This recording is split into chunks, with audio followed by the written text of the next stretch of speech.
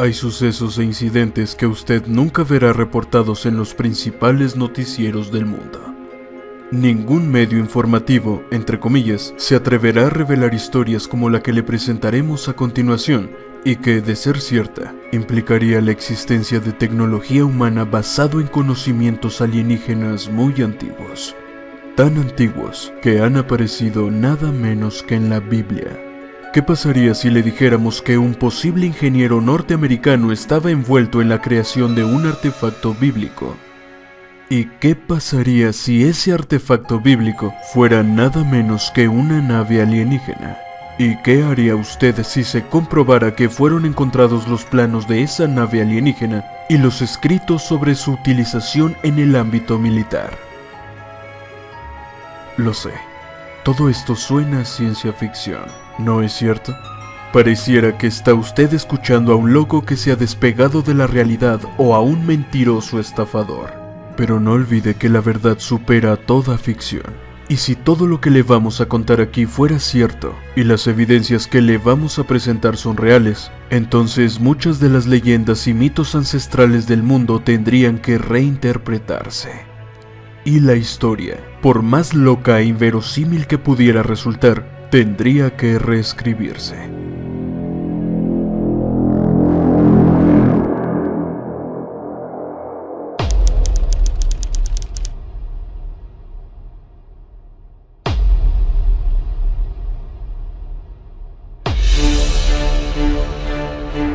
Todo comenzó cuando en 2008, un norteamericano de nombre Dan Wickham declaró haber encontrado un maletín de madera en una vieja casa abandonada lista para demoler, ubicada en Asheville, Carolina del Norte, Estados Unidos.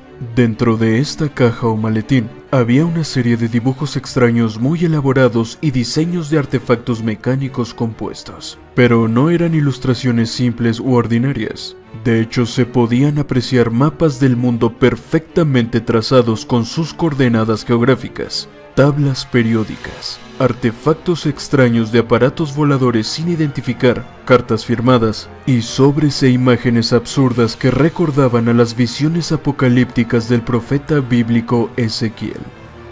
Tal y como usted puede apreciar en pantalla en este momento, las ilustraciones no eran la obra de un dibujante de poca monta. De hecho, eran esquemas y planos profesionales realizados a lápiz, tal y como lo hacían los arquitectos e ingenieros en las décadas pasadas. Debido a la rareza y el detalle de las imágenes que se encontraron en el interior, el maletín de madera fue llamado la Caja del Loco o la Caja de Ezequiel. Los documentos en su mayoría estaban firmados por un tal Daniel S. Christensen, con dirección en San Petersburgo, Florida y Dinamarca. Algo que coincidía con los planos escritos en danés e inglés. Se hallaron también algunas cartas dirigidas a una hipotética hermana de Daniel llamada Eva. Pero ¿quién rayos era Daniel Christensen? Obviamente el caso, repetimos, nunca fue tomado en cuenta por los noticieros locales, nacionales o internacionales.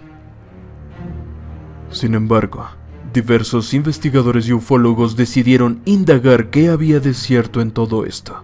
De inmediato se comenzó la búsqueda sobre la identidad de la persona que decía ser el autor de estos extraños dibujos. Algo que significaba una gran ventaja era que se tenían fechas y lugares en los documentos, lo cual ayudaba a esclarecer este misterio. Por lo que resultó bastante sencillo encontrar pistas de la existencia del hipotético autor de estos documentos, quien por lo que escribió y dibujó en ellos, decía estar en contacto directo y frecuente con seres de otros planetas. Las investigaciones arrojaron datos muy interesantes. Se encontró un censo de 1906 en Dinamarca, con la fecha y el lugar de nacimiento de Daniel Samuel Christensen en Sollerød, Sokkelnot, Dinamarca, el 27 de noviembre de 1904. Además de los datos de su madre Karen Christine y su hermana Evan Susan, lo cual concordaba perfectamente con la carta encontrada en el maletín de madera dirigida a su hermana Eva. Finalmente, gracias a los registros de inmigración y de pasajeros que llegaron a Nueva York en los años 20, los investigadores consiguieron la fecha en que Daniel llegó a Estados Unidos en 1927, a la edad de 22 años, en el barco Olympic, que zarpó desde Inglaterra. Gracias a estos datos no fue difícil hallar el registro de su inserción al ejército estadounidense durante la Segunda Guerra Mundial, fechado en 1942, donde aparece aún sin nacionalidad americana, soltero y de profesión carpintero. Estos dibujos y esquemas fueron firmados con fechas posteriores a la Segunda Guerra Mundial, hasta los años 70, y parecen ser el trabajo de un proyecto secreto en desarrollo, vinculado con tecnología extraterrestre.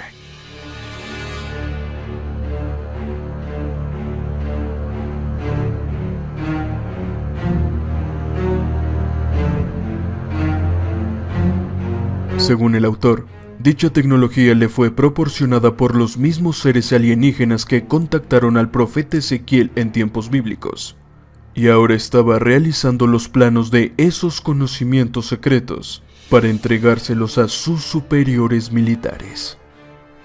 Los investigadores se dieron cuenta de que varios de los dibujos y planos estaban incompletos, como si solo fueran borradores de un trabajo más grande.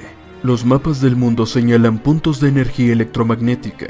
Sus planos explican el diseño de rieles y ruedas que ayudarían al funcionamiento de un artefacto que necesitaba transportarse primero por vía terrestre de manera muy suave, para luego elevarse al cielo entre campos magnéticos alterados artificialmente. Sus dibujos además mostraban el diseño de ciudades alienígenas y cómo éstas estaban constituidas, así como representaciones de seres desconocidos probablemente alienígenas. Un cúmulo de información que, de haber sido entregado con éxito a los militares norteamericanos, habría significado un banquete tecnológico muy suculento para ellos, suponiendo por supuesto que Daniel no se hubiera inventado todo. Los investigadores que dieron seguimiento a este asunto encontraron que Daniel Samuel Christensen murió probablemente en 1994. Desgraciadamente, no se tienen los elementos suficientes para llegar a una conclusión definitiva sobre este caso. Es decir, las evidencias comprueban sin ninguna duda la existencia del autor de estos dibujos y planos asombrosos y enigmáticos, pero aún así, hasta la fecha se desconocen los verdaderos motivos para realizarlos con tanta meticulosidad y paciencia. Si Christensen realmente tuvo estos encuentros extraterrestres durante su infiltración en el ejército y decidió convertir su experiencia en documentos militares oficiales, entonces con toda seguridad fue condenado a entregar todo lo que sabía y callar después. Pero eso es algo que solo se puede deducir personalmente. De cualquier forma, las evidencias físicas son, por lo pronto, un verdadero enigma de la era moderna. Y afortunadamente en Alien Truth seguiremos analizándolas hasta encontrar algo más. Algo que nos confirme de una vez por todas si estamos ante otro fraude o ante unos documentos físicos que comprueban el intercambio de tecnología entre militares norteamericanos y extraterrestres.